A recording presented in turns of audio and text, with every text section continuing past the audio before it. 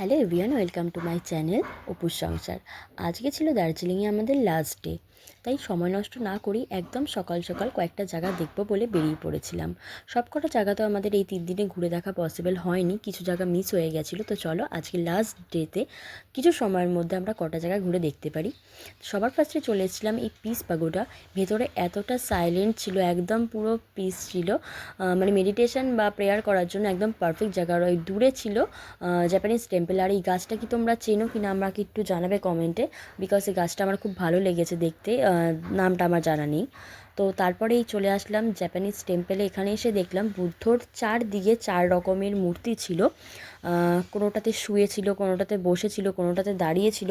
প্রত্যেকটা স্ট্যাচুরই নিশ্চয়ই কোনো মিনিং ছিল, বাট আমাদের হাতে যেহেতু একদম সময় কম ছিল, সেখানে দাঁড়িয়ে পুরোটা মিনিং আমাদের পক্ষে জানাটা পসিবল হয়ে ওঠেনি। তোমরা কেউ জেনে থাকলে আমাকে জানিও। আর লাস্টে দেখা গেলো ছোট্ট একটা বন্ধুর সাথে। টাটা, দেখা হবে পরের ভিডিও।